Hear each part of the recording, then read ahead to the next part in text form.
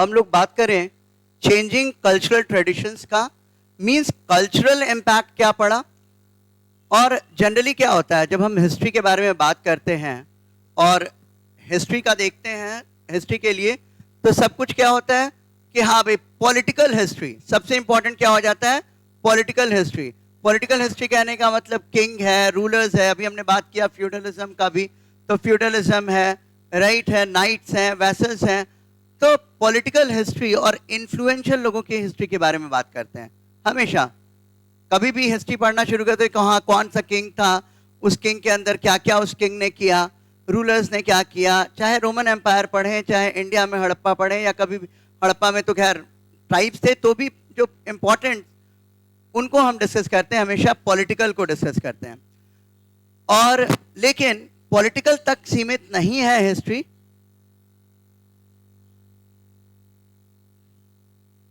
Political तक सीमित नहीं है हिस्ट्री, यहाँ पे कल्चरल ट्रेडिशंस को भी वो चेंज करता है। तो वही हम लोग बात करें कि from the 14th to the end of the 17th century, ये 300 साल अगर हम देखें, towns were growing in many countries of Europe.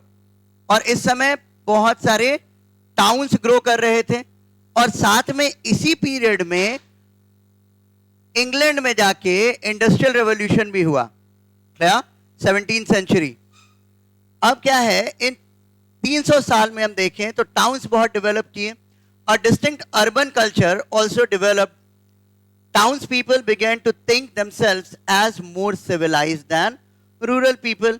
तो एक सीधा सा क्या हो जाता है, एक माइंडसेट बन जाता है कि हाँ भाई हम लोग जो हैं थोड़ा एडवांस हैं, रूरल पीपल थोड़े पिछड़े हैं और हम लोग एडवांस हैं, क्या। लेकिन आज के समय में ये रूरल अर्बन डिवाइड क्या है, बहुत ज़्यादा नहीं है। रीज़न, आप जो चीज़ एक्सेस कर लेते हैं वो इंटरनेट से हर कोई कहीं भी किसी भी कोने में है वो एक्सेस कर लेता है। तो इस टाइम में भी क्या हुआ, नए नए शहर डेवलप किए। स्पेशली हमने क्या क्या बात किया था, किस तरह के शहर डेवलप किए, ट्रेडिंग टाउन्स डेवलप किए, और कौन से शहर डेवलप किए, कैथेड्रल टाउन्स डेवलप किए। तो इंपॉर्टेंट सेंटर्स जो बने उसके अराउंड क्या हुआ कि शहर डेवलप कर गए, क्या। अब जब शहर डेवलप किया तो अर्बन कल्चर भी डेवलप किया, एक अलग कल्चर, एक डिफरेंट कल्चर आम लोगों से। और उसी समय हम देखते हैं इसी पीरियड में क्या हुआ, प्रिंट भी आया, प्रिंटिंग भी शुरू हुआ, राइट। तो जब प्रिंटिंग भी शुरू हुआ तो उसका भी इम्पैक्ट पड़ा, लोग पढ़ने लगे, लोग जानने लगे, एजुकेशन भी थोड़ा स्प्रेड किया, हालांकि इलिटरेसी इस टाइम भी बहुत ज़्यादा था, क्या। तो अर्बन कल्चर डेवलप हुआ, और अर्बन लोग क्या समझने लगे, जो शहरों में रहने लगे वो समझने लगे कि हम लोग सिविलाइज हैं रूरल पीपल के कंपैरिजन में, क्या। टाउन्स, इंपॉर्टेंट टाउन्स अगर देखें तो फ्लोरेंस, वेनिस, अभी मैप पे भी देख लेंगे, एंड रोम, ये तीनों शहर कहाँ पे, इटली। इटली क्यों इंपॉर्टेंट, इसलिए क्योंकि हमको याद है कि वेस्टर्न फ्रंटियर रोमन एम्पायर का, जो मेडिटेरेनियन के इधर वेस्टर्न यूरोप का जो पार्ट था, तो वेस्टर्न यूरोप के पार्ट में इटली ही सेंटर था, राइट। बाद में क्या हुआ, ईस्टर्न पार्ट में हुआ, और वहां पे बाइजेंटाइन एम्पायर आया, क्या, जिसका कैपिटल बना कॉन्स्टेंटिनोपल, याद होगा थोड़ा बहुत। लेकिन वेस्टर्न पार्ट में, वेस्टर्न यूरोप में इटली बहुत इंपॉर्टेंट था, और इटली के पास ये 3 शहर, फ्लोरेंस, वेनिस और रोम। रोम तो खैर बहुत इंपॉर्टेंट, क्रिश्चियनिटी का सेंटर अगर कहें तो that is Rome, Roman empire से ही, और वहां का पोप बहुत स्ट्रांग होता था, क्या। Became centres of art and learning, ये तीनों शहर बहुत इंपॉर्टेंट है, बार बार आएगा, आर्ट और लर्निंग का इंपॉर्टेंट सेंटर्स बना। Artist and writers were patronise बहुत बारी बताए हैं आपको। पेट्रन का मतलब क्या होता है कि जो कोई प्रश्रय देता है। लेट्स से आप बहुत अच्छे आर्टिस्ट हैं, बहुत अच्छे सिंगर हैं, राइट, लेकिन आपको क्या करेंगे, अगर मैं किंग हूं तो आपको कहूंगा कि आप और अच्छा गाएं, अच्छा लिखें, और जो भी पैसे की जरूरत हो, जो भी सपोर्ट की जरूरत है वो मैं प्रोवाइड करूंगा। तो इसको क्या कहेंगे कि किंग क्या हो गया, पेट्रन हो गया और आर्ट और कल्चर को पेट्रनाइज किया गया। Got it? हमेशा होता रहा, अकबर ने किया, हर एक राजा, हर कोई, समुद्रगुप्त से लेकर के हर एक क्या करते थे, पेट्रनाइज करते थे आर्ट और कल्चर को। तो पेट्रन जो प्रोवाइड करते हैं फैसिलिटी, वो पेट्रन कहलाएंगे। आज भी होता है ना, आप देखते होंगे इंडियन आइडल, और ये अन्नू मलिक बोलेगा कि आ जाओ, बहुत अच्छा गाते हो, आ जाओ, ठीक है क्या? हाँ, आप मुंबई आ सकते हैं क्या? तो उसमें क्या होगा, क्या हुआ, वो एक तरह से उसको फंड किया, उसको पेट्रनाइज किया, उसका गॉडफादर बना, isn't it? Similarly art, culture, artist और राइटर्स जो थे वो पेट्रनाइज होते थे। कौन पेट्रनाइज करेगा? ऑब्वियस सी बात है, जो रूलर होगा, जो रिच होगा, जो एरिस्टोक्रेट होगा, वही करेगा ना। गरीब आदमी थोड़ी पेट्रनाइज करेगा। जिसके पास एक्स्ट्रा पैसा होगा वो क्या कहेगा, चलो आर्ट करो, डांस करो, म्यूजिक दो, और आपको पेट्रनाइज करना शुरू करेगा, isn't it? The invention of printing, printing बहुत, इसी समय में प्रिंटिंग की बात करें तो प्रिंटिंग एक बहुत बड़ा रेवोल्यूशन हुआ, जो जोहान गुटेनबर्ग ने जब फर्स्ट प्रिंटिंग प्रेस बनाया, और धीरे धीरे क्या हुआ, हर जगह प्रिंटिंग होना शुरू हुआ। तो प्रिंटिंग से क्या हुआ, कोई भी आइडिया सॉरी, प्रिंटिंग से क्या हुआ, कोई भी आइडिया सर्कुलेट करना आसान हो गया, ठीक है? पहले तो आज जैसा इंटरनेट मीडियम नहीं था ना, कि एक बार में एक आइडिया है तो उसको एक सेकंड में पूरी दुनिया में हम फैला दें। आज क्या होता है, कहीं भी दंगा हो गया या कुछ भी प्रॉब्लम हो जाता है तो सबसे पहला काम क्या करते हैं, इंटरनेट को बंद कर देते हैं जी। हाँ एग्जैक्टली तो हम लोग क्या करेंगे, तो उसी तरह उस टाइम में क्या था, अब आइडिया स्प्रेड करना है तो लोग आपस में बोल करके ही स्प्रेड करते थे। लेकिन प्रिंट आने के बाद क्या हुआ, आइडिया बहुत तेजी से स्प्रेड होना शुरू हुआ। उस समय के लिए बहुत बड़ा revolution. Made books and prints available to many people including those living in distant towns और कंट्रीज, जो दूर देश में रहते थे, दूर शहर में रहते थे। अब यहां पे भी कोई छपा तो वो बुक्स का सर्कुलेशन, प्रिंटिंग मटेरियल का सर्कुलेशन तो दूर दूर तक हो सकता था। तो ऐसा नहीं कि आइडिया एक जगह सीमित रहा, आइडिया अलग अलग जगह फैला। Clear? A sense of history also developed in Europe, and people contrasted their modern world with the ancient one of the Greeks and Romans. जो पुराना वर्ल्ड था उससे क्या करने लगे, लोग कॉन्ट्रास्ट करने लगे। लोग करने लगे कि अरे पहले तो ऐसे रूल होता था लेकिन अब तो हम एडवांस हैं। अब उसमें जो आज के टाइम के हिसाब से, उस टाइम 14 से 17 सेंचुरी की बात कर रहे हैं, तो अब रोमन एम्पायर में किस तरह का रूल था, मोनार्की था, ओलिगार्की था, एरिस्टोक्रेटिक इन्फ्लुएंस था। तो इन सब के बारे में, और ये क्या करने लगे, हिस्ट्री का भी सेंस आया कि कैसा होता था, उसको लिखें, उसको डॉक्यूमेंट करें, और आज से तुलना किया जाने लगा। क्लियर? तो यही हिस्ट्री का सेंस था, एंशिएंट वन, और एंशिएंट वन में सबसे इंपॉर्टेंट ग्रीक्स का और रोमन्स का इतिहास हम मानते हैं। क्लियर?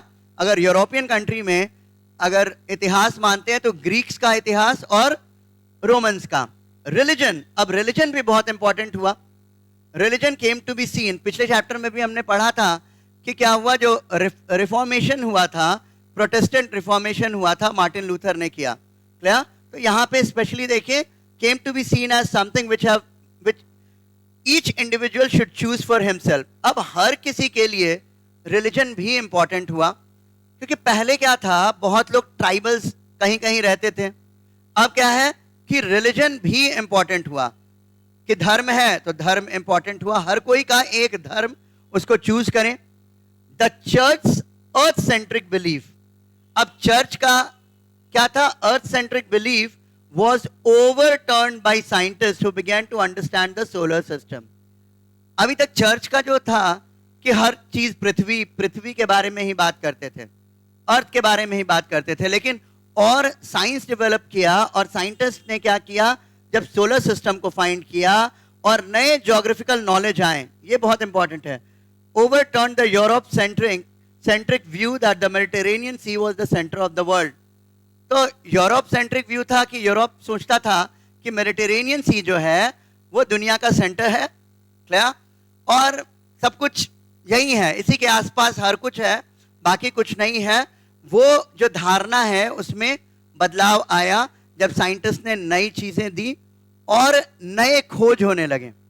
अब ये 15th सेंचुरी की ही बात करें तो इस समय क्या हुआ, पिछले चैप्टर में भी हमने थोड़ा डिस्कस किया था कि जो एक्सप्लोरर्स थे स्पेन और पोर्टुगल खास तौर पे, ये दो देश का बहुत टारगेट करके कि ज्योग्राफिकल एक्सप्लोरेशन करना शुरू किया कि जाओ इंडिया को ढूंढ लो, ठीक है। खास तौर पे इंडिया एक बड़ा अट्रैक्शन था, तो कहते हैं कि हाँ भाई इंडिया की खोज किसने की, हु डिस्कवर्ड अमेरिका, तो आप कहते हैं कि हाँ भाई Christopher Columbus. Who discovered India, तो कहते हैं वास्को ड गामा। ऐसा तो थोड़ी है कि इंडिया था नहीं, तो उन्होंने एक्चुअली किया क्या था, सी रूट ढूंढा था, रास्ता ढूंढा था। पहले क्या होता था कि पूरा लैंड रूट से आना पड़ता था, अब यहां हर एक का इंटरेस्ट था इंडिया में, और खास तौर पे किस लिए, मसालों के लिए और कॉटन सिल्क के लिए। क्लियर? तो ज्योग्राफिकल एक्सप्लोरेशन शुरू हुआ, स्पेन और पोर्टुगल इन लोगों ने क्या किया, फाइंड करो, नए जगह फाइंड करो, और नए जगह जब फाइंड करना शुरू कर दिया इन्होंने, तब क्या हुआ, cultural changes, changing cultural traditions की अगर बात करें, कल्चर में परिवर्तन भी यहां पे भी हमको दिखता है। क्लियर? अब सोर्सेस की बात करें, सोर्सेस की बात करें तो वही सोर्सेस अगर बात करें, अब क्या हो गया, अभी तक हम प्रिंटेड मटेरियल्स की बात नहीं करते थे, पिछले चैप्टर्स तक हम बात कर रहे थे, किसकी बात कर रहे थे, टेक्स्ट की भी बात कर रहे थे, तो किसकी बात कर रहे थे, इंस्क्रिप्शंस की बात कर रहे थे, मैन्युस्क्रिप्ट की बात कर रहे थे, लेकिन हम प्रिंटेड मटेरियल नहीं था, अब प्रिंटेड मटेरियल आ गया, राइट। तो documents, printed books, paintings, sculptures, building, textiles, ये सारे सोर्सेज बने, राइट। ये सारे क्या बने, सोर्सेज बने। क्या? इन आर्काइव्स, आर्काइव्स जो हम स्टोर करके जा रहे सारे पुराने चीज को जहां रखते हैं उसको हम क्या कहते हैं, आर्काइव। जैसे आपके फोन में भी आर्काइव होता है, राइट, या मेल में भी आर्काइव होता है, जो पुराने हैं उसको हम एक जगह कंडेंस करके रख दें तो वो क्या हो गया, आर्काइव्स। क्या? Art galleries and museums in Europe and America, तो सारी चीजें चाहे वो टेक्स्ट हो, पुस्तकें हो, प्रिंटेड मटेरियल हो, पेंटिंग हो, स्कल्पचर हो, सब कुछ, हाँ सब कुछ क्या किया जाने लगा, आर्काइव किया जाने लगा, सबको प्रिजर्व करने लगे, और ये सारे स्रोत हैं चेंजिंग कल्चरल ट्रेडिशंस के। फ्रॉम द 19th सेंचुरी, अब 19th सेंचुरी की बात करें तो historians use the term renaissance, renaissance term का यूज किया। रेनेसेंस का मतलब होता है रीबर्थ, रीबर्थ, और रीबर्थ यहां कहने का मतलब होता था कि फिर से जागना, पुनर्जागरण, इसका अर्थ होता है पुनर्जागरण, फिर से जागना या रीबर्थ। कहने का मतलब कि रीबर्थ अब कब होगा, आप सेम पर्सन है, रीबर्थ कब होगा, जब आपको नया नॉलेज मिलेगा, नए आइडियाज मिलेंगे। तो जब नए आइडियाज डेवलप हुए, न्यू नॉलेज डेवलप किया, तो वो टाइम आया, उसको कहा गया रेनेसेंस। और रेनेसेंस में सबसे इंपॉर्टेंट जो इवेंट था दैट वाज 1453। तो कॉन्स्टेंटिनोपल सबसे इंपॉर्टेंट था। क्लियर? कॉन्स्टेंटिनोपल जो बाइजेंटियन एम्पायर में हमने देखा, तो जब वहां पे अरब्स का और टर्क्स का जब इंपैक्ट पड़ा, तब क्या हुआ, बाइजेंटाइन में और कॉन्स्टेंटिनोपल में सारे विद्वान वहां रहते थे, चाहे साइंटिस्ट हो, और सबके अपने अपने मैन्युस्क्रिप्ट थे, पुस्तकें थी। लेकिन जब अटैक हुआ तो वहां से सब लोग भागे अपनी अपनी पुस्तकों। वहां पर तक क्या था कि नॉलेज केंद्रित था, वहां पे तो था, लेकिन आइडियाज सब जगह स्प्रेड नहीं था। तो जब अटैक हुआ, जब वहां से लोग भागे सारे विद्वान, तो अलग अलग जगह चले गए, यूरोप में आ गए, वेस्टर्न यूरोप में आ गए, हर जगह गए भाग करके। तो जो जो लोग उनके संपर्क में आए, जो जो लोग उनके कॉन्टैक्ट में आए, तो क्या हुआ, ऑटोमेटिकली आइडिया स्प्रेड हुआ, न्यू आइडियाज। तो न्यू आइडिया का स्प्रेड, जो नया आइडिया आना, नया नॉलेज आना, दैट्स व्हाट वाज रेनेसेंस। ठीक है, तो decline of Constantinople played a very important role in renaissance. Renaissance में बहुत इंपॉर्टेंट रोल प्ले किया, और रेनेसेंस टाइम ही था कि रेनेसेंस का मतलब आप जाग गए, आपको नया नॉलेज आया, आप जाग गए, आप लिमिटेड नहीं है, आप पुरानी सोच में नहीं है आप। To describe the cultural changes to this period, the historians who emphasize these most was a Swiss scholar. सबसे ज्यादा जो emphasize किया, इस पे जोर दिया, वो था जेकब बर्कार्ड।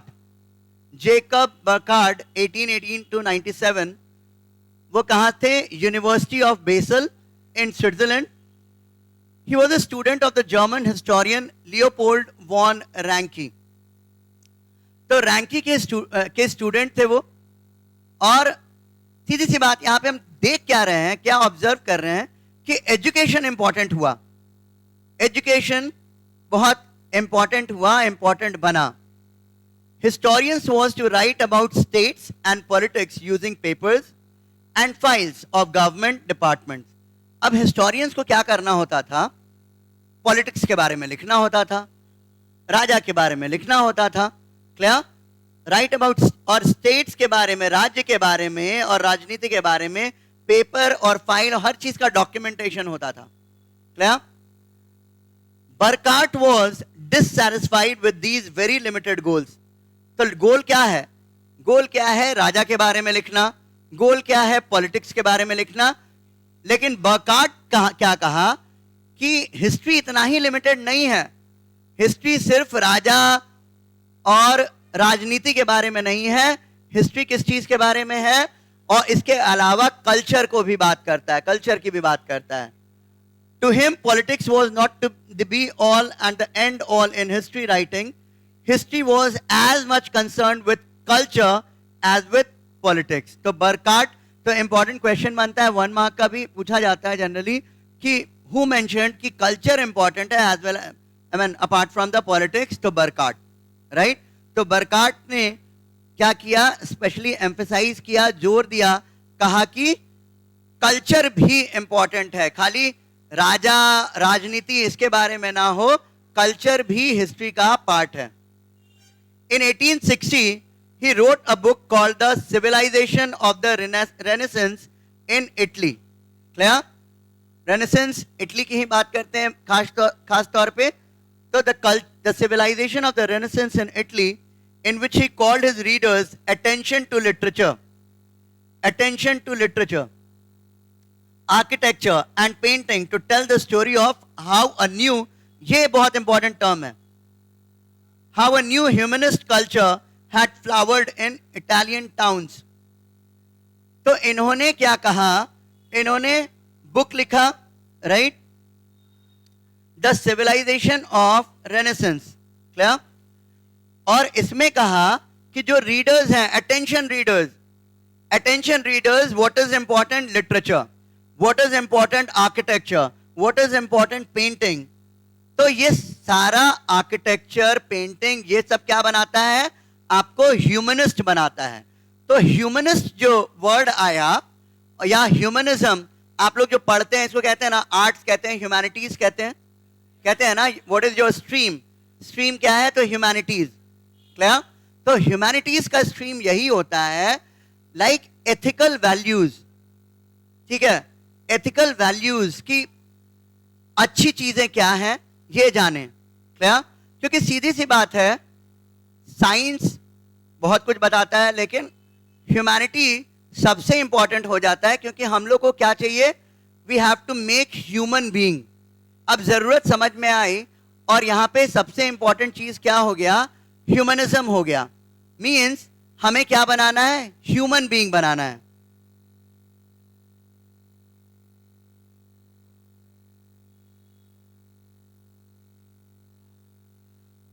हमें क्या बनाना है? ह्यूमन बीइंग बनाना है, क्लियर। क्योंकि अगर हम एक बहुत सबसे बेहतरीन एग्जाम्पल देखें तो नाजिज्म, सब जानते हैं हिटलर के बारे में, कि आप देखिए जो बेस्ट इंजीनियर्स थे, जर्मनी के इंजीनियर्स आज भी हम बेस्ट मानते हैं, और हिटलर के टाइम में भी बेस्ट इंजीनियर्स थे. So the best engineers, best doctors, क्या हमको चाहिए? हमको नहीं चाहिए. हमको एक अच्छा ह्यूमन बीइंग चाहिए. क्योंकि होता क्या था, जो बेस्ट इंजीनियर्स और बेस्ट डॉक्टर्स किस चीज में लगे हुए थे कि कैसे, क्या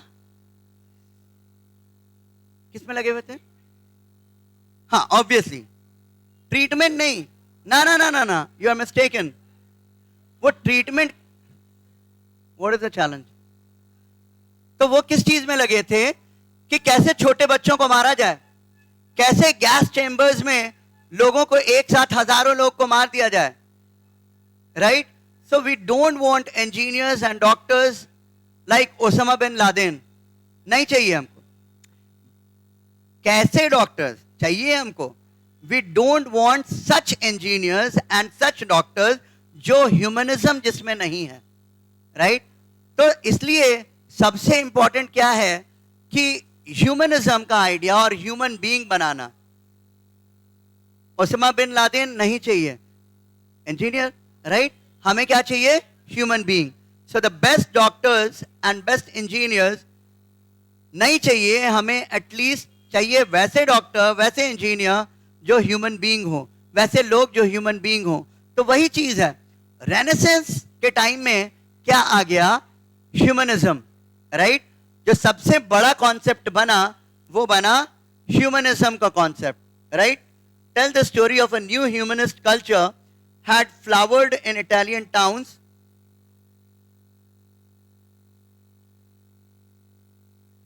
From the 14th to 17th century, this culture, he wrote, was characterized by a new belief that man as an individual was capable of making his own decisions and developing his skills. तो man center में आया. Man became very important कि man जो है वो क्या करेगा? वो खुद रिस्पॉन्सिबल है अपने स्किल्स को बढ़ाने के लिए, योग्यता कौशल को बढ़ाने के लिए. Right? In contrast modern, he was modern in contrast to medieval man whose thinking had been controlled by the church. तो यहां पे क्या बताया गया? रेनेसेंस. और पुराना जो मैन था, जो मेडिवल मैन था, वो क्या था? कौन कंट्रोल करता था? चर्च कंट्रोल कर रहा है. मेडिवल मैन को चर्च कंट्रोल कर रहा है. और मॉडर्न मैन क्या है? मॉडर्न मैन सोच सकता है, ह्यूमनिस्ट है, ह्यूमनिज्म का आइडिया उसके पास स्किल है, वो स्किल डेवलप कर सकता है. तो मॉडर्न जो है वो थिंकिंग मैन है, और जो मेडिवल था वो क्या था? चर्च जैसा ऐसा गाइड करेगा, उसको करना था. अब यहां पे क्या हो गया? रीजनिंग शुरू हो गया, लोग रीजन पूछना शुरू किए. तो ह्यूमनिस्ट आइडियाज यही था. अब यहां पे थोड़ा सा मैप को देखें हम लोग.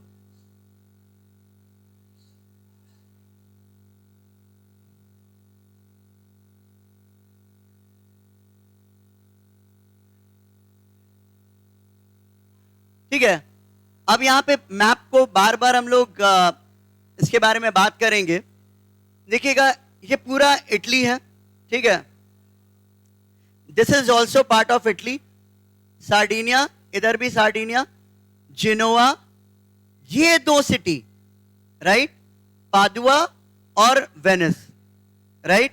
ये दो सिटी बहुत इंपॉर्टेंट. क्या? और फ्लोरेंस, गॉट इट? रोम तो सेंटर ही था. रोम तो सेंटर ही था चर्च का. और पूरी दुनिया में आज भी रोम है. रोम में ही कौन सी जगह? Vatican city.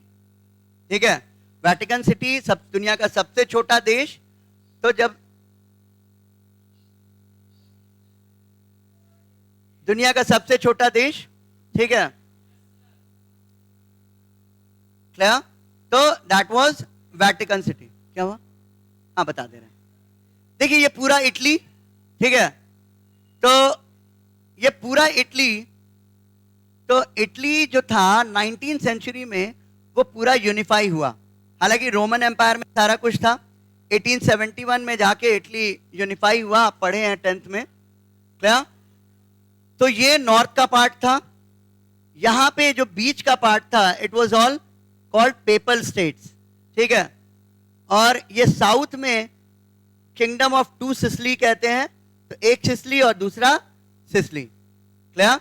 ये दो पार्ट था किंगडम ऑफ टू सिसली, ये सारा कंबाइन होके इटली बना, ये इटालियन। तो यूरोप का नेशनलिज्म का प्रिंसिपल ये था कि एक जैसी भाषा बोलने वाले, एक जैसे कल्चर वाले एक देश बना लें, और इसी आधार पे देश बना, चाहे जर्मनी बना चाहे इटली बना, क्लियर। तो ये तो हम पहले की बात कर रहे हैं। तो यहाँ पे स्विट्जरलैंड, स्विस फेडरेशन, उसके नीचे ये पूरा यहां से जो देख रहे हैं ये दिस इज इटली। ये फ्रांस का पार्ट है, कॉर्सिका, जहां पे नेपोलियन का जन्म हुआ था, राइट। तो ये इटली नहीं है, ये फ्रांस का पार्ट है। कॉर्सिका इंपॉर्टेंट प्लेस इसलिए है क्योंकि नेपोलियन यहां पैदा हुआ था, क्लियर। हाँ बोलिए, कुछ क्वेश्चन पूछ रहे थे क्या? हाँ, कॉर्सिका पूछिए। राइट, सार्डिनिया इटली का भाग है। हाँ ये देख लीजिए, यही बताने का, ये जो सार्डिनिया है देखिए, और यहां पे था पिडमंट, राइट, सार्डिनिया पिडमंट, राइट। ये दोनों, इसको ही यही क्या किया, इनिशिएटिव लिया इटली को यूनिफाई करने का बाद में। तो वो नहीं, अभी हम लोग इस चीज के लिए बात कर रहे हैं कि कल्चर जो डेवलप किया यहां पे डेवलप किया, सिटी डेवलप किया यहां पे। तो आपको पता है कि यूनिफिकेशन, जब इटली यूनिफाई हुआ, जब इटली को पूरा मिला लिया गया, तब यहां पे क्या था, रोम में कौन रहता था, पोप, राइट। तो अब सवाल हुआ कि क्या रोम को हथिया लेंगे, अब पोप का क्या होगा, क्या? तब इसीलिए पोप को यहीं पे पास में एक कंट्री बना के दिया गया, वो कंट्री था वेटिकन सिटी, राइट। उसको इंडिपेंडेंट छोड़ दिया गया, and that is under the control of pope, जिसका जनसंख्या 1000 भी नहीं है। दुनिया का सबसे छोटा कंट्री वेटिकन सिटी, यही इटली के में ही, सारा इन्फ्लुएंस रोम का ही है, क्लियर, रोम के पास में, गॉट इट। तो ये इंपॉर्टेंट सेंटर्स थे, पादुआ, वेनिस, राइट, फ्लोरेंस, फिर यहां पे आप देखते हैं जिनोवा, गॉट इट। तो बार बार इसको देखेंगे हम लोग जब भी जरूरत पड़ेगी।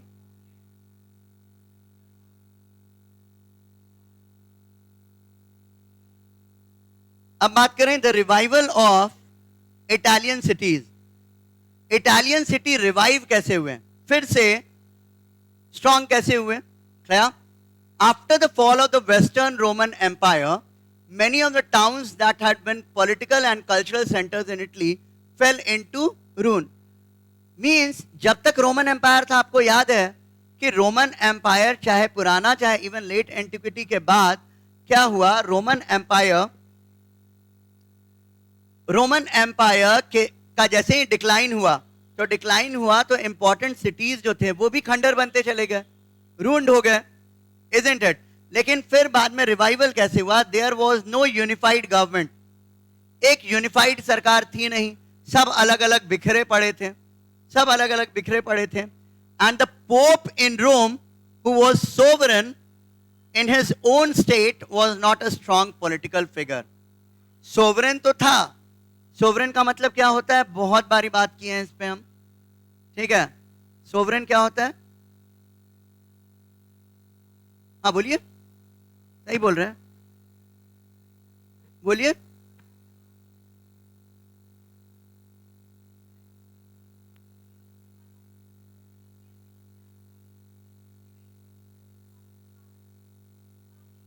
बाहर का कंट्रोल नहीं होगा, एक्सीलेंट। सोवरेन टर्म बार बार आएगा, आप ध्यान रखिए।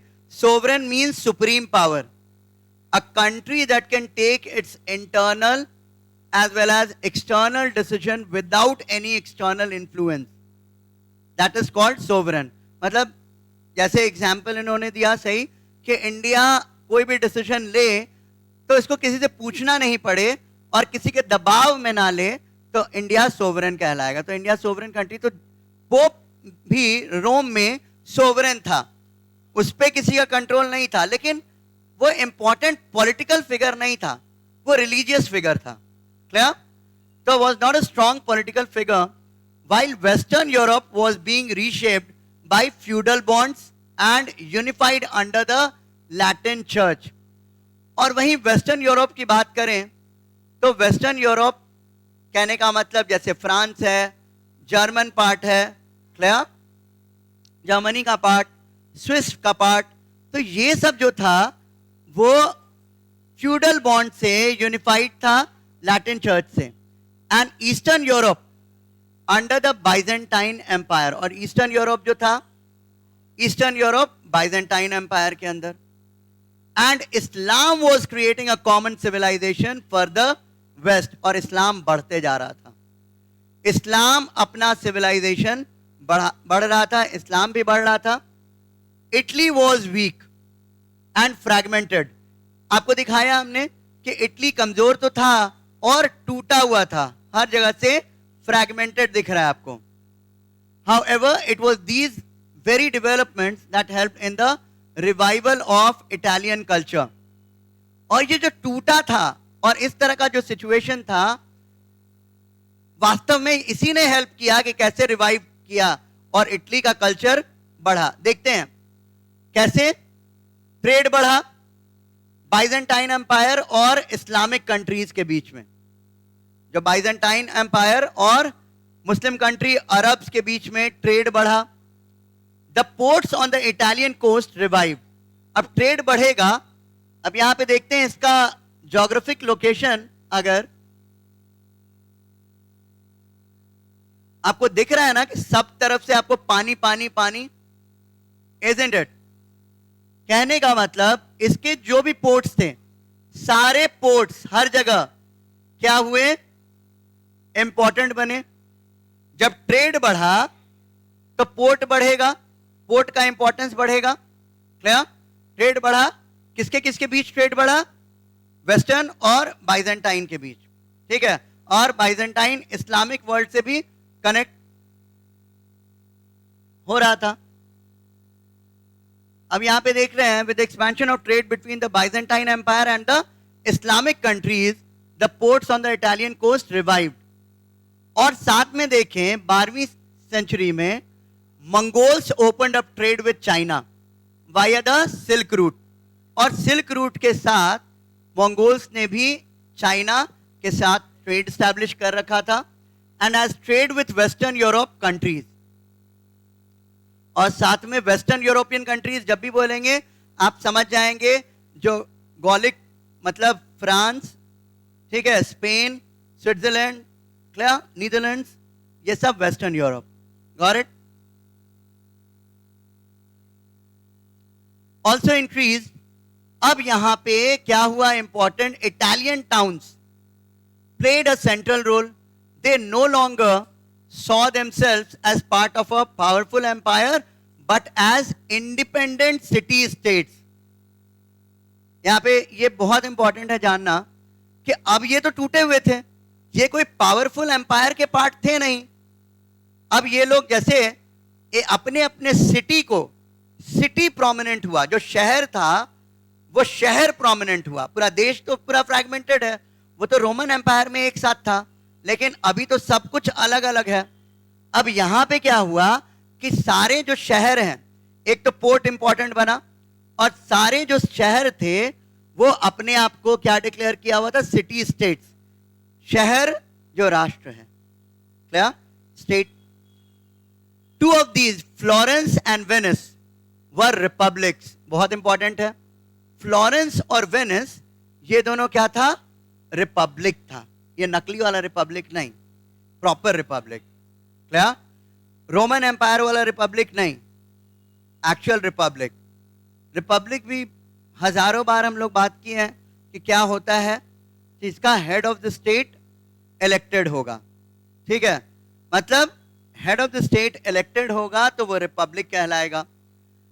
तो यहां पे देखते हैं फ्लोरेंस और वेनिस, फ्लोरेंस और वेनिस दोनों रिपब्लिक थे, और many others were court cities ruled by princes. और बाकी जो था कोर्ट सिटी था.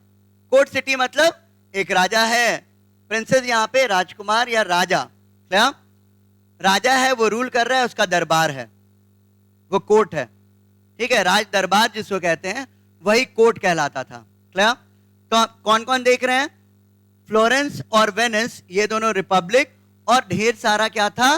कोर्ट रिपब्लिक था. I am sorry, court cities था. क्या one of the most vibrant cities was Venice. Venice बहुत इंपॉर्टेंट था. वेनिस बहुत ही इंपॉर्टेंट सिटी था. Another was Genoa. जिनोवा भी हमने देखा था, फिर से देख लीजिए. ठीक है,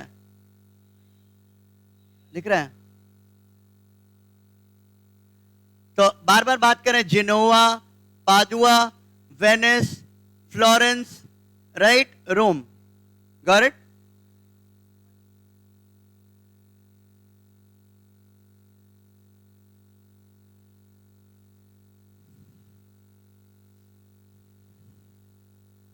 ठीक है.